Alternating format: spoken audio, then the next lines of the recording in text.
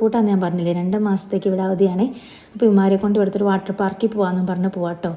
സാധാരണ ഇത്രയും ദൂരം ഞാൻ തന്നെ അങ്ങ് ഡ്രൈവ് ചെയ്യാറുണ്ട്, പക്ഷേ എപ്പോഴും കൂടി ചാൻ ഉണ്ടാവാറുണ്ട്. കാരണം ഇതെനിക്ക് ചെറിയൊരു ടെൻഷനും ആദ്യമൊക്കെ ഉണ്ട്.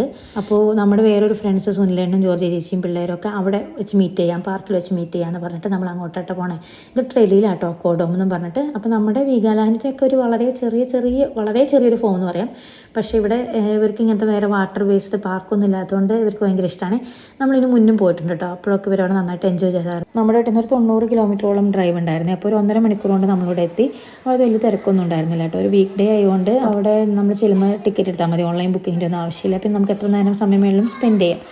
അപ്പോൾ നമ്മൾ പോയി. പിന്നെ പിള്ളേർക്കാണെങ്കിൽ ഒരു ഹാൻഡ് ബാൻഡ് വേണേ വെള്ളത്തിൽ മുങ്ങി പോകാതിരിക്കാൻ വേണ്ടിയിട്ട്. അപ്പോൾ നമുക്ക് ഇവന്മാർക്ക് ഓൾറെഡി നമ്മൾ മുന്നേ വാങ്ങിച്ചിട്ടുണ്ടായിരുന്നു. അപ്പോൾ അത് വീർപ്പിച്ചൊക്കെ സുനിലേട്ടനൊക്കെ അത് വീർപ്പിച്ചൊക്കെ തന്ന് അമ്മരെ കെട്ടി വിട്ടു. പിന്നെ നമുക്ക് അകത്തേക്ക് വീഡിയോഗ്രാഫി അലൗഡ് അല്ല കേട്ടോ. അതുകൊണ്ട് പിന്നെ പുറത്തുനിന്നുള്ള ജസ്റ്റ് ഒരു ചെറിയ ഷോട്ട് മാത്രമേ ഞാൻ എടുത്തോളൂ.